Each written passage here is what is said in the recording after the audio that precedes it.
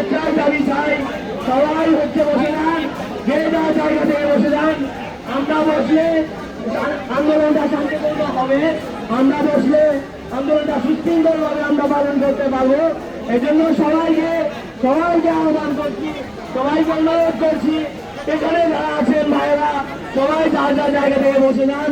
আমরা রাজপথে শান্তিপূর্ণ আন্দোলন করব এবং আমাদের দাবি শান্তিপূর্ণভাবে এই অন্তর্বর্তীকালীন সরকারের কাছে আমরা পেশ করব।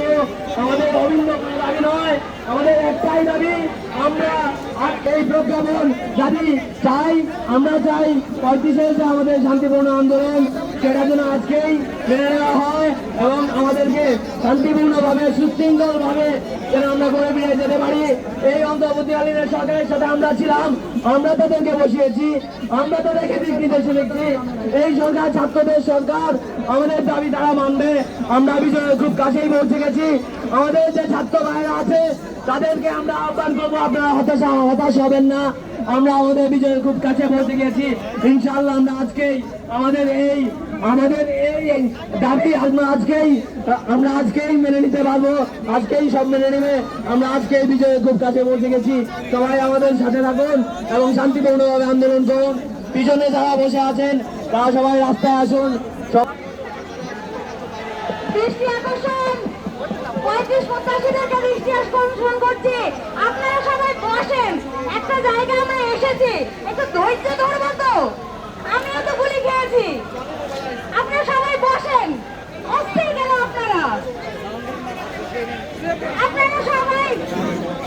আপনারা যারা ফুটপাতে বসে আছেন তারা এখানে সামনে আসেন। আপনারা বসেন, প্লিজ বসেন এখানে। আসসালামু আলাইকুম ভাই, আপনারা যেখানে আছি চার দোকান থেকে ফিরে আমরা আমাদের এই সংগ্রামী মাঠে আসি। আপনাদেরকে আমি পায়ে হাত দিয়ে অনুরোধ করছি আপনারা সবাই আমাদের এই ফিল্ডে আসুন, আপনারা সবাই ধৈর্য সহকারে বসুন। আপনাদের কাছে আমি আবারও সবিনয় বিনোদন করছি, আপনারা চার দোকানে আড্ডা দিবেন না ভাই। আমরা এখানে চার দোকানে বসতে আসি নাই, আমরা এসেছি আমাদের প্রাণের দাবি নিয়ে আমাদের অন্তর্বর্তীকালীন সরকারের কাছে আমাদের যুক্তিক আন্দোলন তুলে ধরার জন্য।